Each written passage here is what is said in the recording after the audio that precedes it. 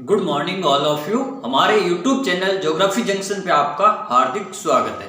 आज हम बात करेंगे आर्थिक संसाधन के बारे में, यानी आर्थिक संसाधन क्या होते हैं या आर्थिक संसाधनों का जो महत्व है वो किस प्रकार से है, या अलग अलग जो भूगोलवेत्ता है उन्होंने आर्थिक संसाधन की क्या परिभाषा बताई।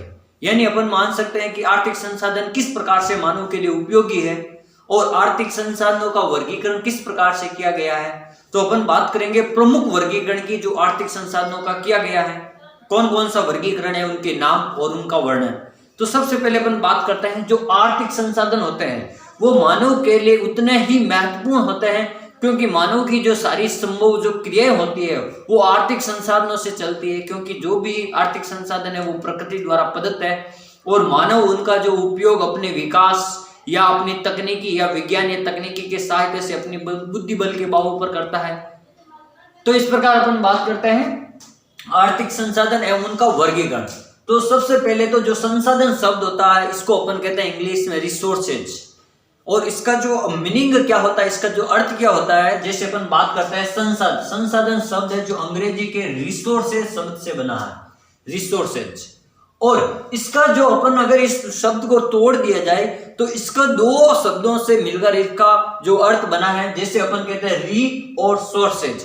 तो री का मतलब होता है जैसे अपन कहते हैं रिवाइज करना, यानी दोबारा, यानी उसको पढ़ना दोबारा। तो री का मतलब होता है ऐसे संसाधन जिनका अपन दोबारा से उपयोग कर सकते हैं। जैसे अपन सौर ऊर्जा है, जैसे जल का अपन सौर ऊर्जा में उपयोग कर सकते हैं, या अपन कह सकते हैं जल से विद्युत ऊर्जा बनाई जा सकती है और फिर उसी जल का उपयोग अपन सिंचाई में कर सकते हैं, या उसी जल का उपयोग अपन पेयजल में कर सकते हैं या उद्योगों में कर सकते हैं। यानी एक ही जल, एक प्रकार के जो जल है उसका कई बार उपयोग किया जा सकता है।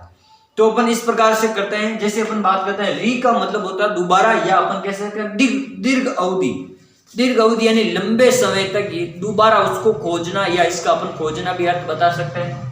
फिर अपन सोर्सेज का मतलब होता है साधन, यानी ऐसे साधन जिनका अपन दोबारा प्रयोग कर सके, दोबारा उनको खोज सके दीर्घ लंबी समय की अवधि के लिए। तो इस प्रकार अपन बात करते हैं।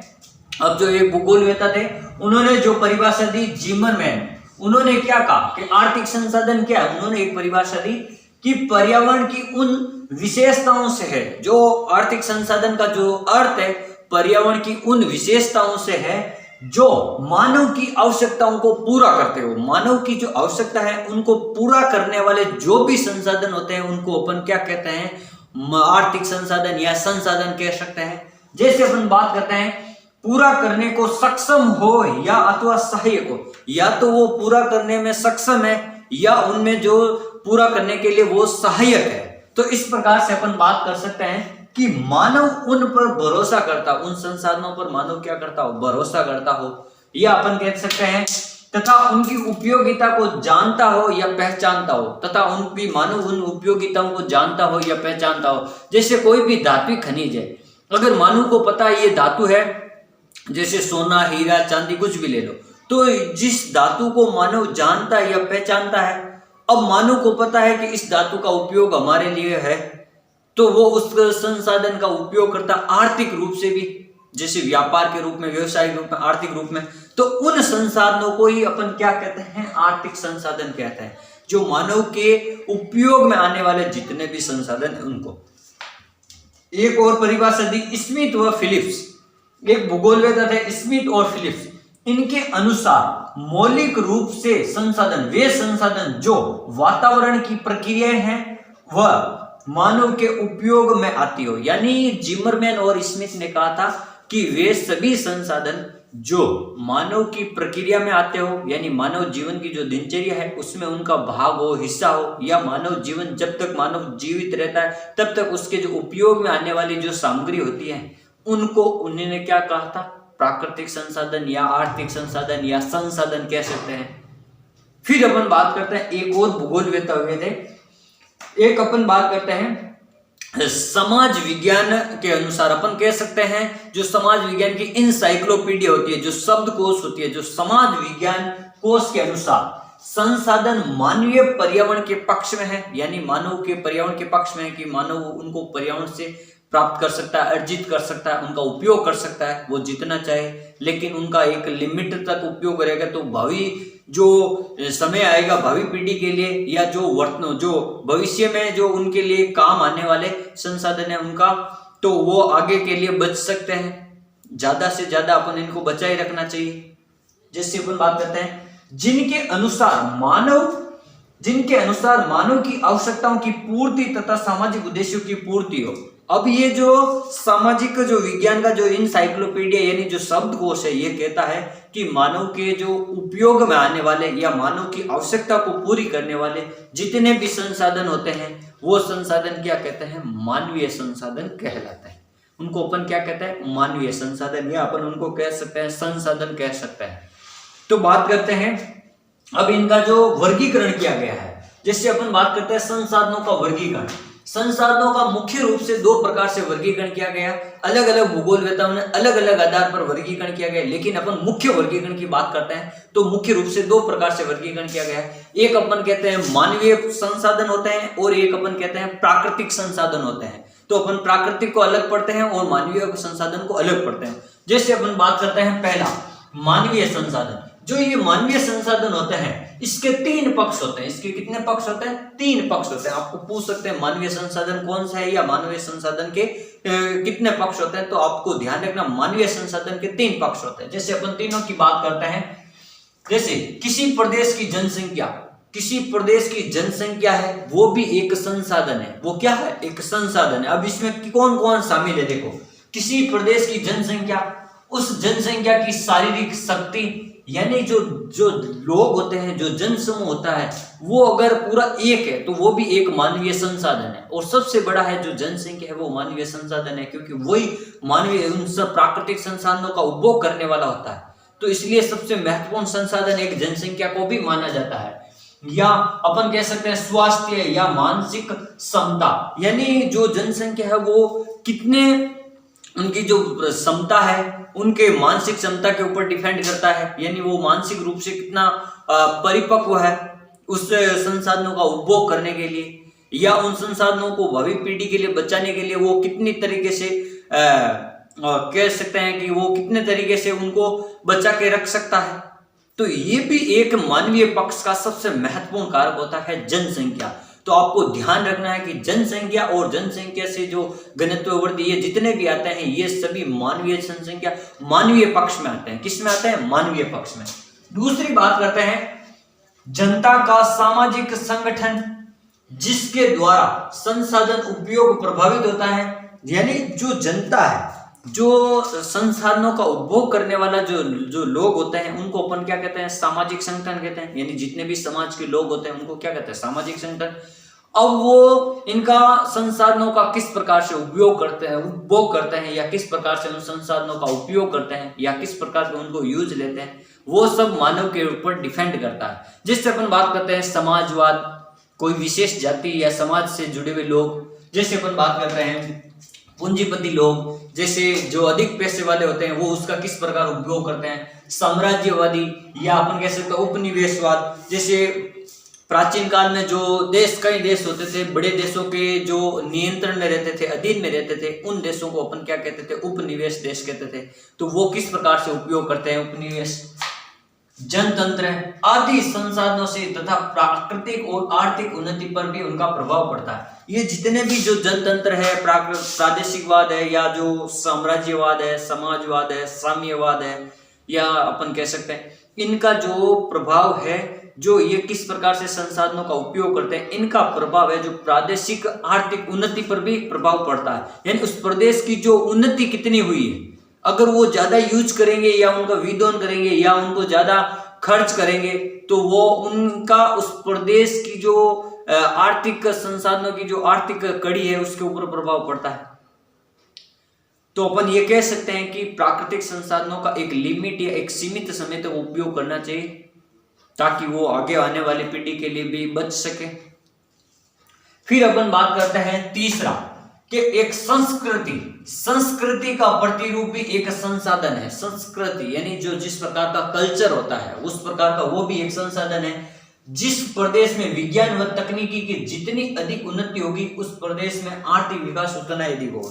जैसे ये संस्कृति की बात कर रहा है कि जिस प्रदेश में जितनी अधिक आर्थिक उन्नति होगी, जितना विज्ञान और तकनीक का महत्व है, जिस प्रदेश के लोग जितना अधिक विज्ञान और तकनीक को जानते हैं, उस प्रदेश या उस देश का जो अपन कह सकते हैं आर्थिक संसाधनों का जो उपभोग है या उपभोग करने की जो क्षमता है वो या तो अधिक होगी या उनका वो सही तरीके से या समुचित उपयोग करेंगे, समुचित ढंग से। जितने भी जो विकसित देश है वो अपनी तकनीकी व विज्ञान के आधार पर विकसित देश माने जाते हैं, क्योंकि उनके पास में नई नई टेक्नोलॉजी, नई नई जो तकनीकी है उसके आधार पर वो विश्व लेवल के पर अपना एक अलग प्रभुत्व या अपनी एक अलग क्षमता या अपन कह सकते हैं अपनी एक अलग पहचान रखते हैं। क्योंकि जो देश होते हैं छोटे छोटे देश है लेकिन विकसित देश है, क्योंकि वहां के जो जनसंख्या समूह है या वहां रहने वाले लोगों की जो विज्ञान है या उनका जो बुद्धि बल है या उनका जो मस्तिष्क है, जिससे वो नई नई टेक्नोलॉजी से नए नए आविष्कार करते हैं, तो वो भी एक क्या करते हैं मानवीय संसाधनों पर उनका भी प्रभाव पड़ता है। जैसे ब्रिटेन है, यूएसए है, रूस है, जर्मनी है, फ्रांस है, अमेरिका है, ये जितने भी देश हैं ये सब क्या है एक विकसित देश की श्रेणी में आता है।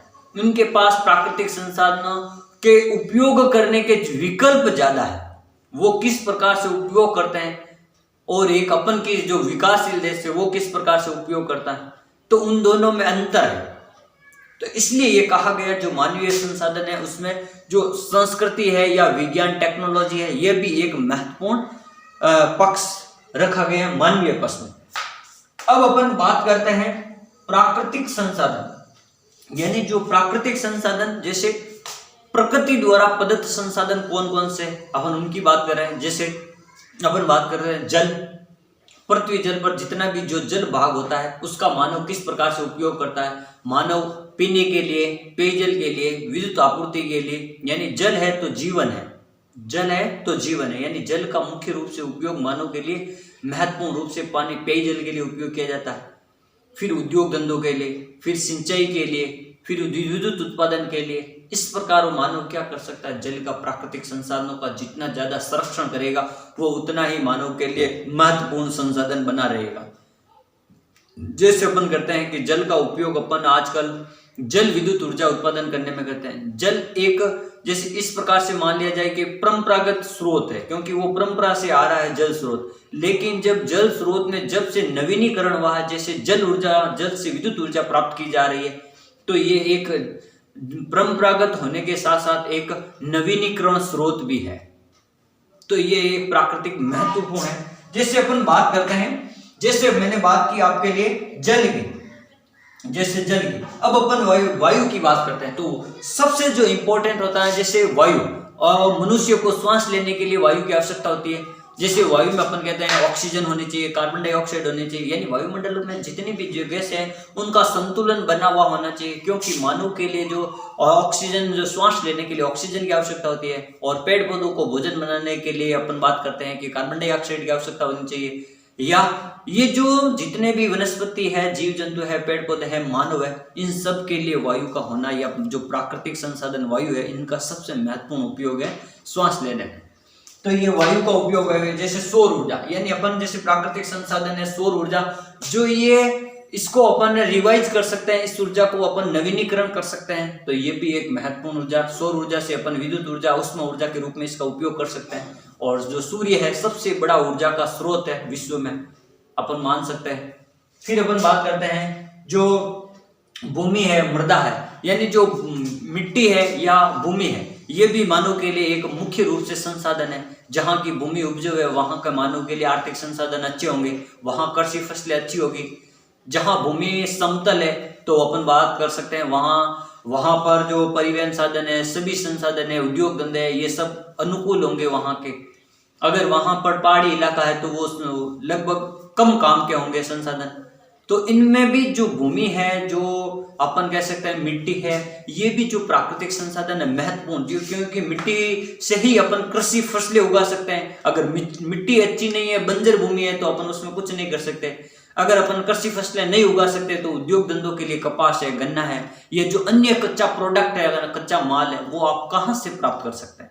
तो सबसे महत्वपूर्ण पॉइंट एक मिट्टी भी है, जो मिट्टी की गुणवत्ता होनी अच्छी होनी आवश्यक है, ताकि ये प्राकृतिक संसाधन अगर ज़्यादा समय या ज़्यादा लंबे अवधि तक चलेगा तो अच्छा रहेगा। नहीं तो ज़्यादा से ज़्यादा अपन एक ही फसल को एक ही बार अलग अलग प्रकार से नहीं बोते हैं, एक ही फसल को बार बार बोते हैं, तो मिट्टी की जो उर्वरक क्षमता वो कम हो जाएगी, मिट्टी की उत्पादन क्षमता कम हो जाएगी।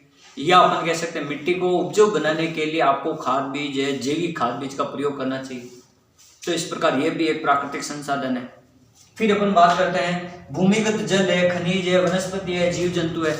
जो भूमिगत जल है जिसका अपन अधिक से अधिक अभी विदोन कर रहे हैं भूमिगत जल का, क्योंकि कुएं है, नलकूप है, या अपन कह सकते हैं ट्यूबवेल वगैरह, इनसे अपन क्या कर सकते हैं, भूमिगत जल को अपन बाहर निकाल दें और उसका सिंचाई में, पेयजल में इनका उपयोग कर रहे हैं। तो इसको भी अपन को बचाना चाहिए, क्योंकि ये प्रकृति का सबसे अच्छा स्रोत है। क्योंकि वहाँ पर जो जल है कम सूखता है, वहाँ पर जो धरातल पर जल है वो तो जल्दी सूख जाता है, इसलिए भूमिगत जल है वो भी एक प्राकृतिक स्रोत है प्रमुख रूप से। जैसे वनस्पति है, वनस्पति से मानव जाति जो प्राकृतिक स्रोत है, इससे मानव जाति को बहुत बड़ा लाभ है।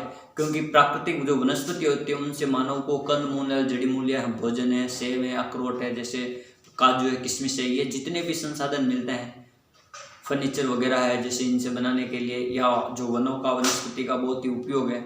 वनस्पति है तो मनुष्य को स्वच्छ वायु मिलेगी, शुद्ध वायु मिलेगी। तो इस प्रकार वनस्पति का भी एक महत्वपूर्ण उपयोग है।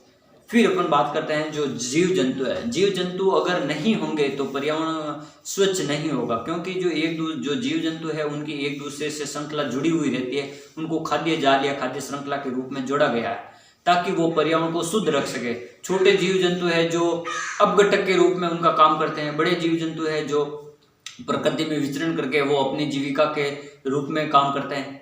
तो इस प्रकार से जैसे कोई जीव जंतु मर गया तो अगर गिद्ध व छोटे जीव जंतु नहीं होंगे तो उनको खाएगा कौन, प्रकृति को कौन साफ रखेगा। इसलिए छोटे जीव जंतु है, बड़े जीव जंतु है, उन सभी का होना प्रकृति में एक मुख्य भाग है। और ये सब प्राकृतिक संसाधन है जो मानव के लिए इनको बचा के रखना चाहिए। इसीलिए तो कहते हैं कि रेड डाटा बुक का जो शुरुआत क्यों की गई, क्योंकि जो संकटग्रस्त प्रजातियां हैं पेड़ों के या चाहे जीव जंतुओं के, उनको बचाना चाहिए। वो नहीं होंगे तो वनस्पति को खतरा है, प्राकृतिक संसाधनों को खतरा है। इसलिए प्राकृतिक संसाधनों का अधिक से अधिक संरक्षण करना चाहिए और अधिक से अधिक उनको बचाना चाहिए। Thank you.